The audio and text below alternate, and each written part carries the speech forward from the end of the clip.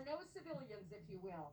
There are a lot of people who are taking in the sites, who are working in the media, in law enforcement, working in buildings around here where they had access to get inside the perimeter. This is very different than a normal year where you'd be 10 or 20 deep of the members of the public taking it in. So we're all proxies for the public today to try to enjoy some of the color here, to see some of the hard work that people put into this in marching and turn. You really get the feel for the turn here as well, from 15th to Pennsylvania Avenue. This is the Department of Treasury behind us. You're close, Kelly. You could practically join the parade. I actually, yes, and I am ready when necessary to try to get the president, should he come willing to get out of the car. So we'll see how that goes. But typically when the president is transported downtown, there is an entrance to the south side of the White House about halfway down that block. So that's a familiar place where the president will go in and out on normal days. So people who work and have occasion to be down here will see the motorcade quite frequently. This is a very special occasion to see a parade of this type, and the opportunity for the president to see a military review as well.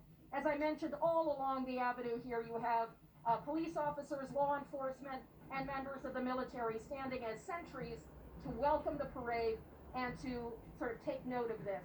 We've got another shot which we're showing. Yeah, Kelly, we can see the president's limo, the Beast, coming in. I would guess, just based on what I remember of my Washington geography, that he's getting close to you, getting close to that corner, but he's not moving fast. It's a slow procession he's taking in the sights. And Kelly, from previous inaugurations I've covered, they used to put the kind of a reviewing stand, a VIP reviewing stand, right in the White House. Will there be such a thing in this parade? Interesting, Lester. It was built before the election, done all the time. It was set in motion, paid for in advance by Congress. They had it fully built for the first family, and then it was deconstructed once the Bidens indicated they would not be doing the kind of parade family and their guests would be sitting in front of the White House to watch the parade because of the virtual element. So that was actually taken down. So the only new addition is a media working platform. So we're actually getting different views of the White House than we normally would, and there are no bleacher type stands for members of the public to watch, because this is sort of a parade without an audience. It's a parade for the country to tap in and look, and hopefully we can give you a sense of the experience of it, the music, the rhythm, feel it as they're marching and drumming and making this turn. It is certainly very patriotic and colorful. A little slower than I expected. I think my adrenaline was running faster than the parade.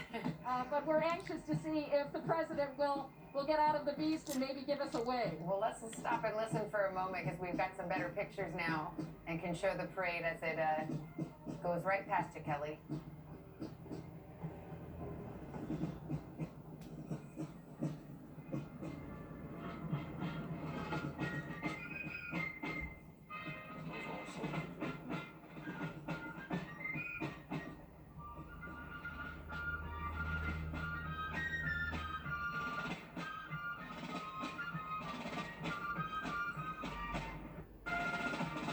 Now in uniforms patterned after those worn by the field musicians of the Revolutionary War, we have the United States Army Old Guard Fife and Drum Corps. They've performed in every presidential inauguration since John F. Kennedy's in 1961.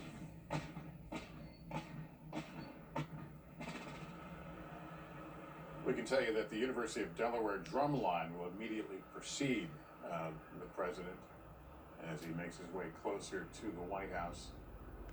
Well, this is